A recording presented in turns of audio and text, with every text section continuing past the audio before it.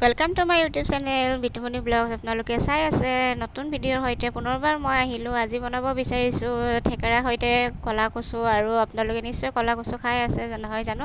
এতিয়া যিহেতু গৰম দিন সকলোৱে কলা কচু খাই আছে আৰু বহুতে বিভিন্ন ধৰণে ৰেচিপি বনাই আছে। আজি মই বনাইছোঁ থেকেৰা টেঙাৰ সৈতে কলা কচু। আৰু এই কলা কচু যিসকলৰ মানে ব্লাড কম তেওঁলোকে খাব পাৰে। আৰু কলা কচুত আইৰণ, মেগনেছিয়াম এনেধৰণৰ মানে ভিটামিন থাকে। আৰু vitamin A, vitamin B, C এনেধৰণৰ ভিটামিন পোৱা যায়। আৰু লগতে আপোনাৰ কলা কচু খালে আপোনাৰ ব্লাড প্ৰেছাৰ আৰু ডায়েবেটিছ ৰোগতো আপোনাৰ নিয়ন্ত্ৰণ কৰি থাকে। আৰু আজিনো মই কেনেকৈ কলা কচু বনালে আপোনালোকে চাই থাককচোন।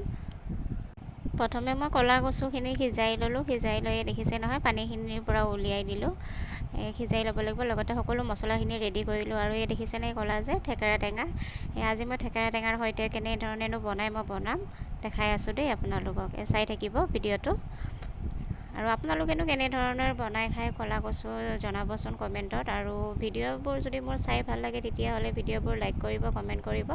আৰু ভিডিঅ'বোৰ পাৰিলে শ্বেয়াৰ কৰি দিব। চেনেল যদি আপোনালোক কোনোবা নতুন চাই থাকে তেতিয়াহ'লে চেনেলটো ছাবস্ক্ৰাইব কৰিব। আৰু পুনৰ আকৌ ভিডিঅ' বনাবলৈ উৎসাহিত কৰে যেন। আপোনালোকৰ কমেণ্ট পালে নিশ্চয় আগবাঢ়িব পাৰিম। আৰু জনাবচোন কেনেধৰণৰ ভিডিঅ' বিচাৰে মোৰ পৰা।